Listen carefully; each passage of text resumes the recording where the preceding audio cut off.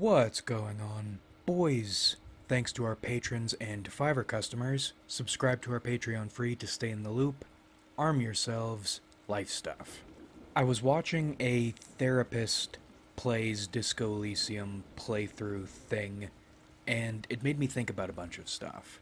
I'll have the playthrough I'm talking about linked in the description, but it picks up heavy in part 3. Firstly, an observation on male therapists. Why do so many of them look and sound the same? Thin, narrow headed, and with that nasally, almost constipated voice, but excited, or at least upbeat. And this is not to shit talk all male therapists, but it is an observation. Therapists and therapy are two of our topics today, in addition to career and trauma. Now, to shit talk not all therapists, and not just male therapists, but a large selection of therapists, they don't seem human. And later in the video, we'll get into the compliment side of that, but here in the insult side of that, it's like most of them are trying to cultivate this therapist energy.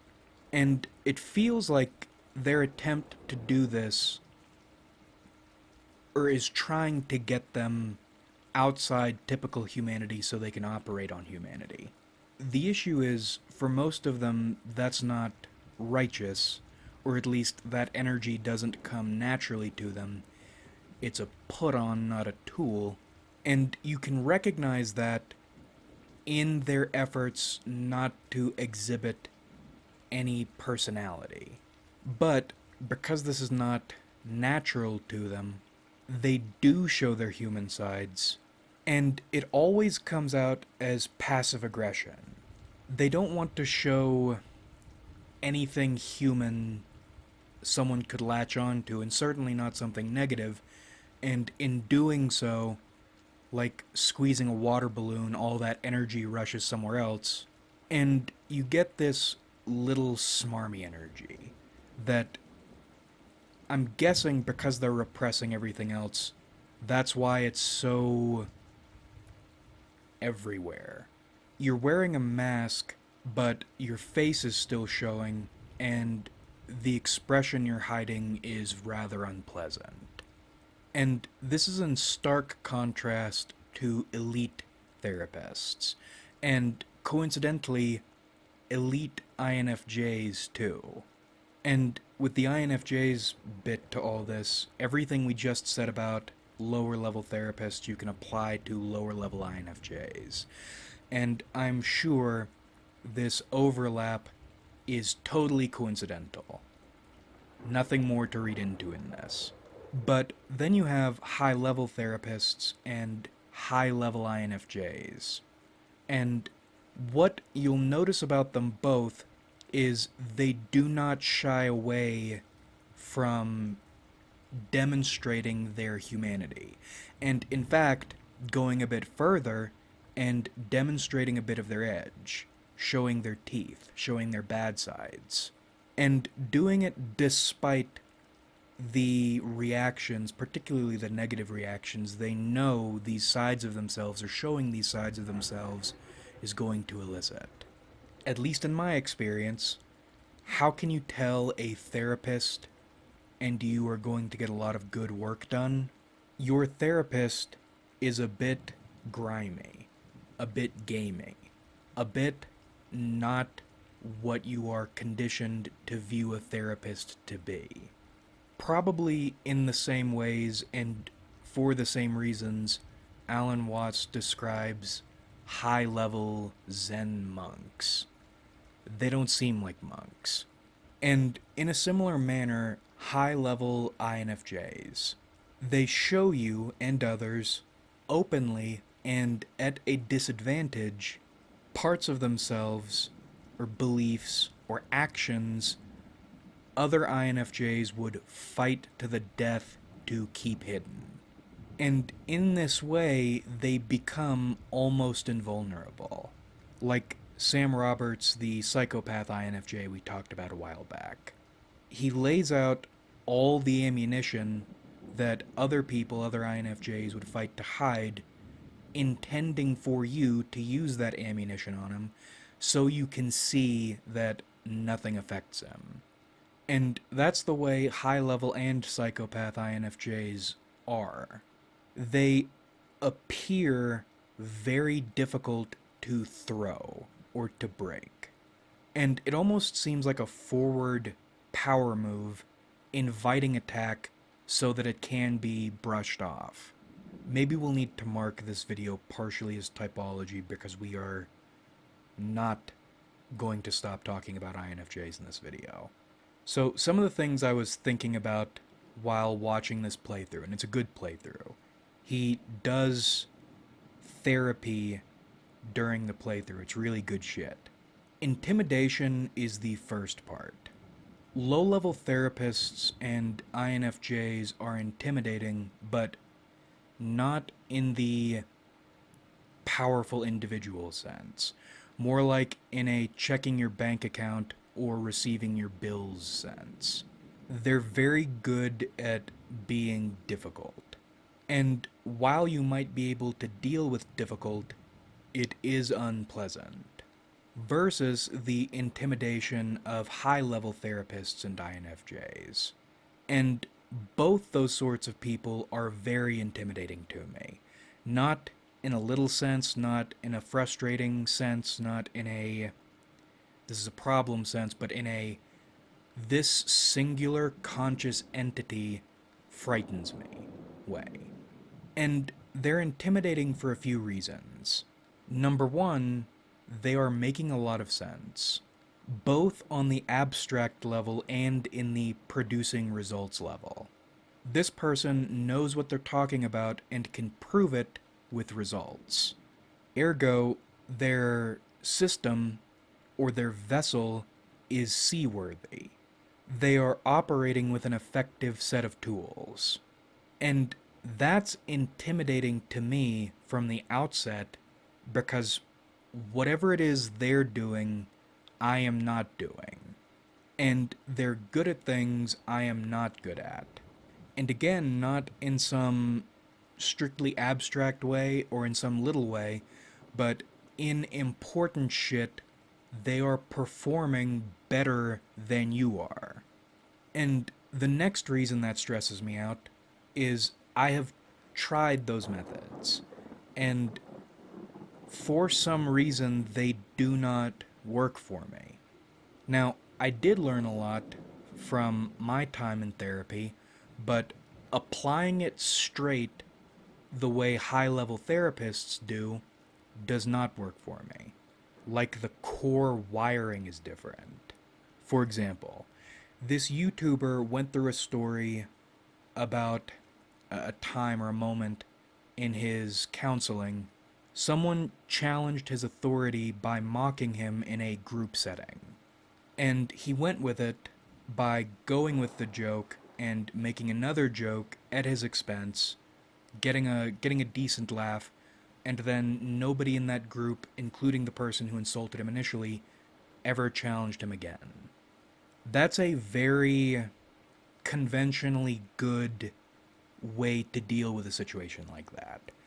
However, if you are not the sort of person who can pull that off, and you try to do that as a strategy, not being a person who does that in the righteousness sense, it's not going to work. And then you compare that with my disrespect in a group setting at work moment.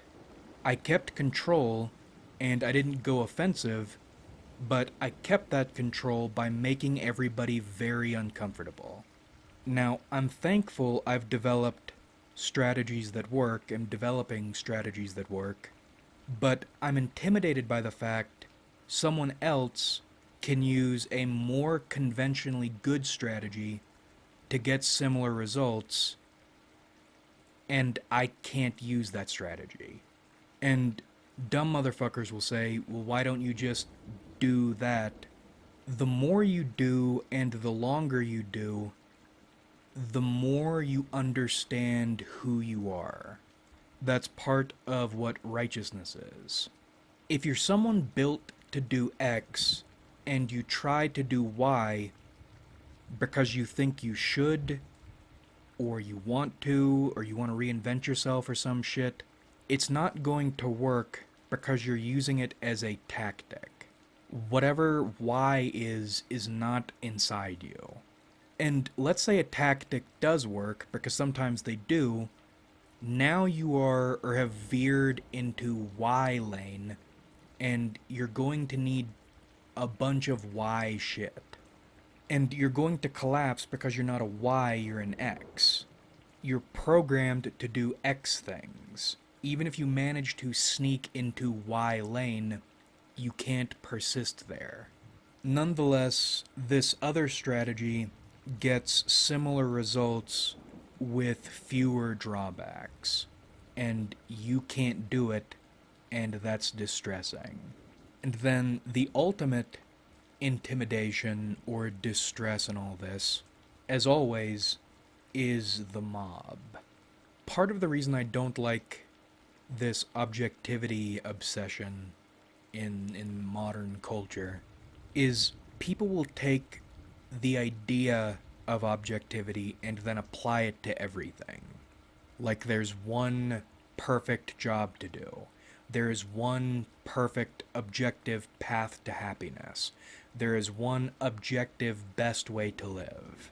And although there isn't, thank God, could you imagine if everybody were trying to act the same and doing the same one job?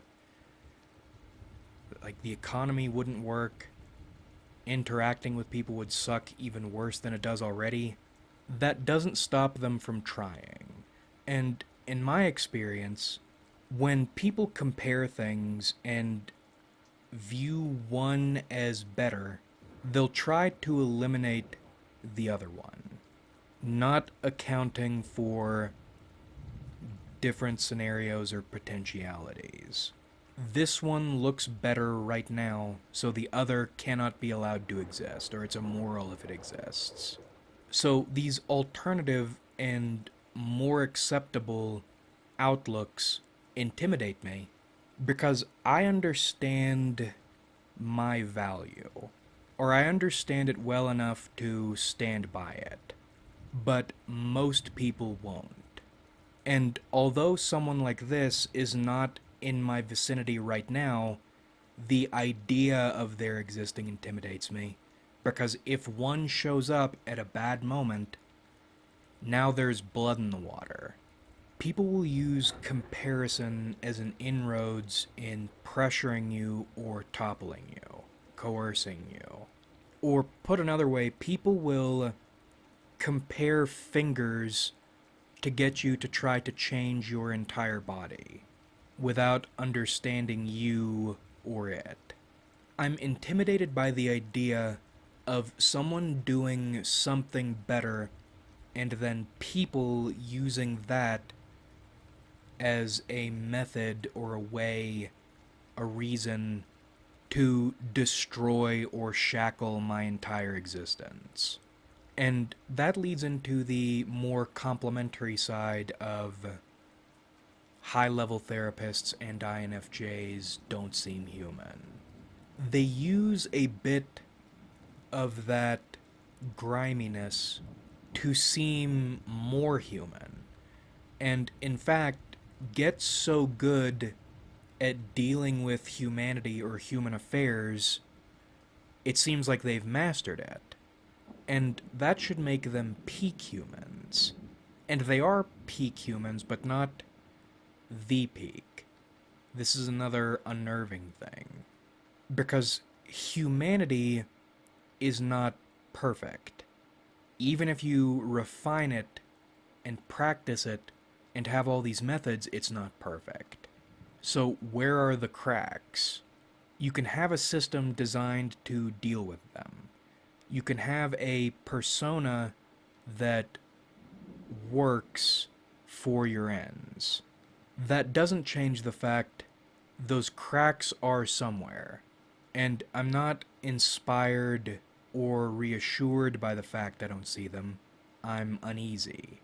Even uneasier because you're hiding them by not hiding them. What I mean is, showing bad or edgy sides of yourself does not mean that those things are actually bad. Doesn't mean that they're actually cracks. They they aren't acceptable, but they aren't psyche cracks. It's humanizing that you're showing a more human side of yourself, but it's also unnervingly inhuman because you have an answer for everything. And I don't mean that in a fuck you, know it all sort of way. I mean, literally, you ask these sorts of people questions or you pick at them, they have an answer for everything. So, are you deflecting so well that it doesn't appear to be deflection? It sounds like an answer? Or have you found a way to put the cracks up front without them reading like cracks?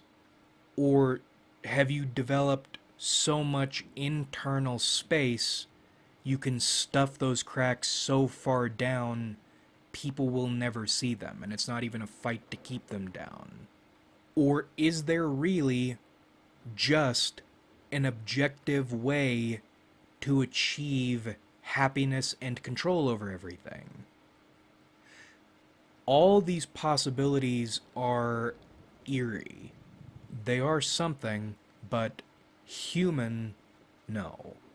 And now I feel silly because this topic took up most of the video, meaning we probably are going to need to rework this into a typology video. But to close out the two other topics real quick, a career is valuable to you beyond the money and beyond the skill set it teaches you. Your career can become a stabilizing separate identity if you need one. Your career comes with a stable set of responsibilities and capabilities. Stable sets of problems and solutions that become only more refined as time goes on. A career is useful because even if your ego dissolves, your life falls apart, you still have career you. Someone people need because there are problems and you're the one with solutions. And in particular with this therapist who's doing the Disco Elysium playthrough, that was another point of intimidation.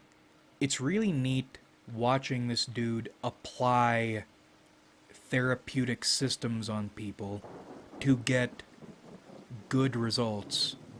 But at the same time, it made me feel insecure about my career because there aren't really systems to what I do.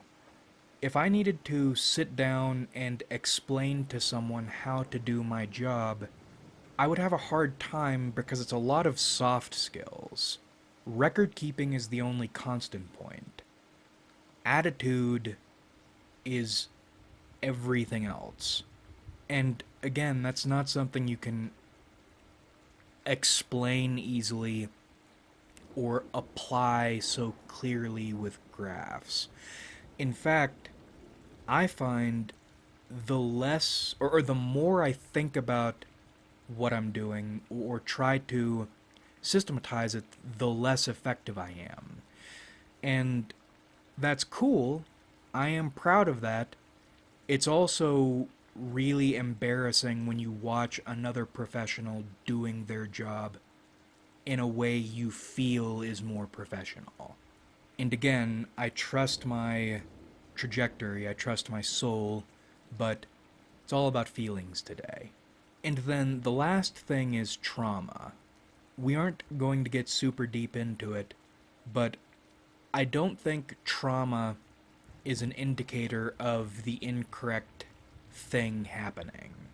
I think trauma is learning a lesson or learning the way things are too hard or too fast or too long, you learned the lesson in the worst way, and you weren't ready for it in that way. It's not a mistake, it's not unfactual or incorrect or fake. It's like a crack in your radiation shielding. You thought you were safe and radiation got through and now you're sick. There's no conclusion or a lesson on this one. I'm trying to figure out how people are supposed to learn these lessons seriously without trauma. I don't think it's possible to learn the really ugly life lessons without traumatic experiences. I think you can be aware of them, treat them respectfully, tread carefully without trauma, but I don't think it's possible to understand them without those experiences or without those feelings. But we'll cut it here. I have no idea what I'm going to do with this video. Frame it as a typology video with some life stuff, or frame it as a life video with some typology stuff. I'm not sure.